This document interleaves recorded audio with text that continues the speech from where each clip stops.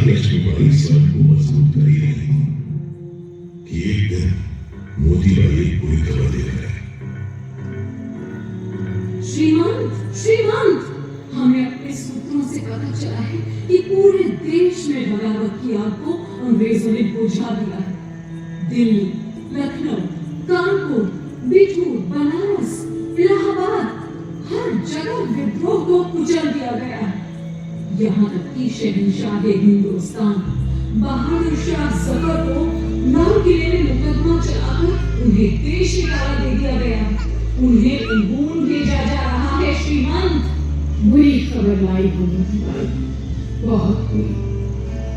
क्या तुम्हारे पास तात्या या पेशवा की कोई खबर है? जी हाँ श्रीमंत, पता चला है कि तात्या और राव साहब तो अपने 20,000 सिपाहियों के साथ काफी में डटे हुए, लेकिन क्या मोतीबाई, लेकिन क्या? लेकिन श्रीमंत, बिठूर और कानपुर की लड़ाई के बाद से नाना साहब और अजीमुल्लाह खान को कुछ पता नहीं कि वे कहाँ हैं। हे भगवान, वे दोनों जहां भी हों सुरक्षित। अंग्रेजी फौज किस ओर बढ़ रही है? क्या इसकी भी कोई खबर नहीं है? जी श्रीमंत, राहतगंज और बानपुर में अंग्रेजी फौजों ने हमला किया है, पर वहां के हालात की पूरी जानकारी नहीं है। हाँ, लेकिन ये सूचना जरूर मिली है कि जनरल बुलोज के नेतृत्व में अंग्रेजी फौज झांसी की ओर बढ़ रही है। हमें पता था हमें कि ये फिरंगी लौटेंगे। हमें अब पूरी तैयारी कर लेनी चाहिए। मोतीबाई, चुई को हमारा संदेश लेकर तात्या के पास कार की भेजी। तुरंत वो तात्या से कहे कि जब अंग्रेज झांसी पर हमला करें तब तात्या अपनी फौज के साथ अंग्रेजों पर पीछे से धावा बोल दे। इस तरह इन अंग्रेजों को समझने का मौका नहीं मिलेगा। जी श्रीमंत। राहतगंज से भी बुरी खबर ही आई। अंग्रेजों ने वहां भाई फाजिल मोहम्मद खां को फांसी पर चढ़ा दिया था।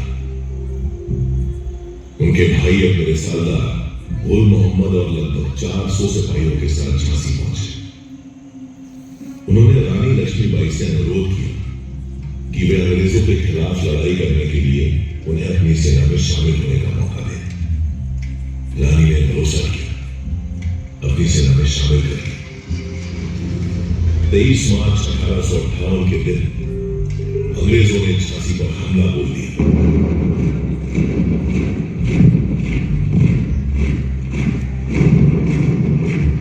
बारूद के धमाकों के बीच खड़ा मैं ये सब देख रहा था, लेकिन झांसी में वफादारों की भी कोई कमी नहीं थी।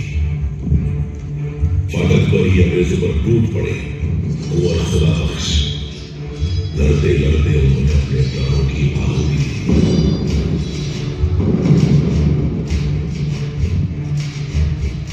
रणनीति के अनुसार तात्या टोपे ने बेतवा के किनारे 1 अप्रैल 1858 को अंग्रेजों पर धावा बोल दिया, लेकिन अंग्रेजी फौज ने उन्हें पीछे खड़े कर दिया। रानी लक्ष्मीबाई की रणनीति विफल हो चुकी थी।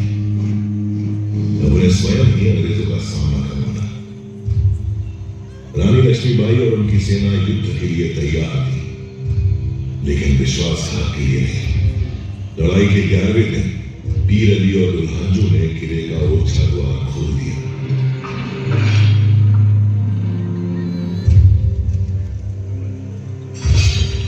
अंग्रेजी फौजें शहर में प्रवेश करने में सफल हो गई। इधर किले के बुर्ज पर पहले गौस खां और फिर थोड़ी देर बाद मोतीबाई भी शहीद हो गई। रानी लक्ष्मीबाई ने अपने 3 सबसे होनहार सैनिकों को खो दिया। आज भी इस किले की मिट्टी में ही सुपुर्दे खाक है ये शूरवीर। रानी अंग्रेजों का डटकर मुकाबला कर रही थी, लेकिन परिस्थितियां झांसी के विरुद्ध होती जा रही थी। उस समय अंग्रेजों को भ्रमित करने के लिए बहादुर झलकारी बाई रानी लक्ष्मीबाई का वेश धारण करके युद्ध भूमि में उतर गई। वेशभूषा के कारण झलकारी को रानी समझकर उनसे युद्ध करने लगे। भिखारी ने रानी लक्ष्मीबाई और उनके पुत्र की जान बचाने के लिए अपने प्राणों की आहुति दी। तभी मैंने देखा कि कैसे अपने घोड़े पर सवार पीठ पर ममता की चादर ओढ़े हुए रानी लक्ष्मीबाई मेरे किले की टूटी हुई दीवारों से टूटी और देखते ही देखते मेरी आंखों से ले चली।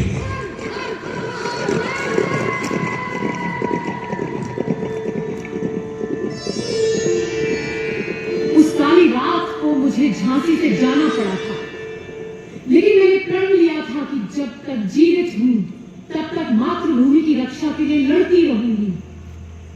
मेरी इस लड़ाई में ग्वालियर के सैनिकों ने मेरा साथ दिया और मैंने बिना लड़े ही जीत लिया ग्वालियर का किला। ग्वालियर की जीत स्वराज के लिए सिर्फ एक कदम है। हमारी लड़ाई इन फिरंगियों से है जो हमारे देश में घुस आए हैं। हमें इन्हें अपने देश से बाहर निकालना है और स्वतंत्र भारत का जो सपना हम सब ने मिलकर देखा है उसे पूरा करना है। भारत भूमि के वीर जवानों, अब वक्त आ गया है मातृभूमि का ऋण उतारने का। तो हो जाओ तैयार अंतिम युद्ध के लिए। हर हर महादेव।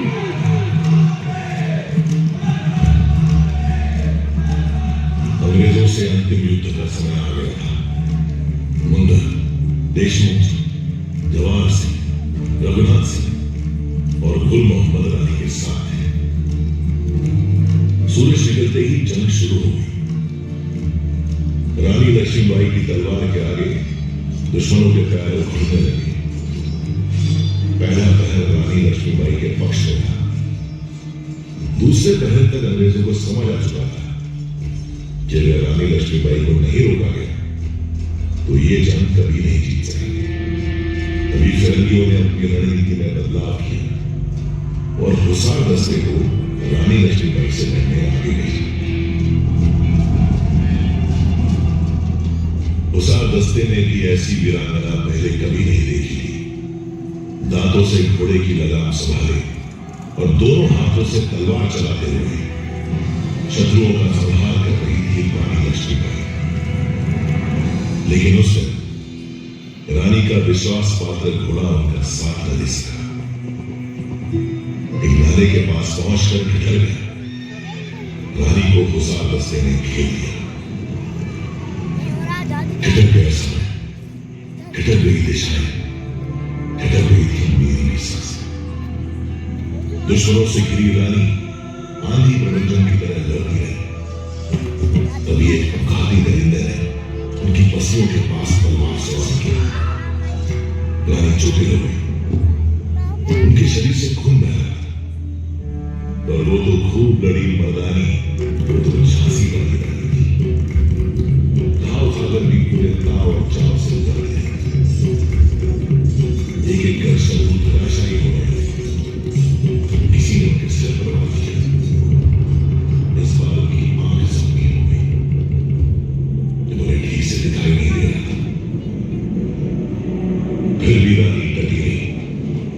हुसारों का सफाया करते हुए तभी गुल मोहम्मद और बाकी सारी रानी के पास पहुंचे। सबने देखा कि रानी नक से शिख तक खून से लथपथ है। देखते देखते रानी घोड़े की पीठ पर लग गई। मेरे मन में गूंज रहे युद्ध शुरू होने से पहले रानी की आज ये युद्ध का अंतिम दिन हो सकता है। अगर मैं मर जाऊं तो तुम्हें मेरे पुत्र दामोदर की रक्षा करनी होगी। याद रहे, चाहे कुछ भी हो जाए, मेरी मौत के बाद कोई भी फिरंगी मेरे शरीर को छूने ना पाए। गुल मोहम्मद ने रानी के घोड़े की लगाम संभाली और उन्हें जंग के मैदान के दूसरी ओर बाबा गंगादास जी की कुटिया में ले गया। रानी की हालत नाजुक थी। बाबा गंगादास ने उनकी नब्ज पकड़ी तो उनकी आंखों में नमी साफ दिखाई देने लगी। हम सब जिस घड़ी की कल्पना भी नहीं कर सकते थे, वो घड़ी हमारे सामने थी। बाबा ने रानी के मुंह में गंगा जला। थोड़ी देर में रानी की आंख खुली।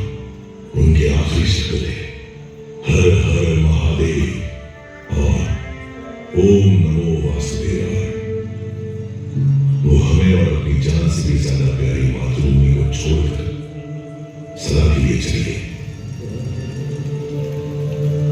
रानी लक्ष्मीबाई की देह पंचतत्वों में विलीन हो गई, लेकिन रानी की शौर्य कला धरती आकाश की सीमाओं के पार कण कण में समा गई। रानी की कीर्ति समय के बंधनों को लांघकर आज भी हमारे सामने मौजूद है। लोग कहते हैं कि उस दिन रानी मर गई थी, लेकिन मैं जानता हूं उस दिन रानी लक्ष्मीबाई युगों युगों तक अमर हो गई थी, सदैव वीरता की मिसाल बनकर जिएगी।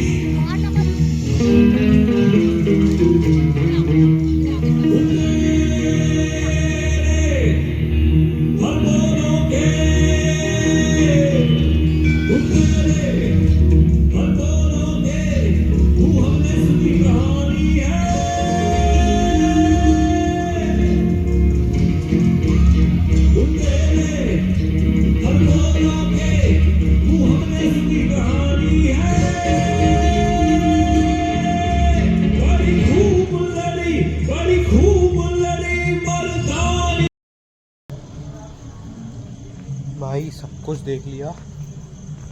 अकॉर्डिंग टू झांसी ना, ये यहाँ पे ऊना टूरिस्ट के लिए और झांसी के लिए भी भाई क्या सही चीज़ थी।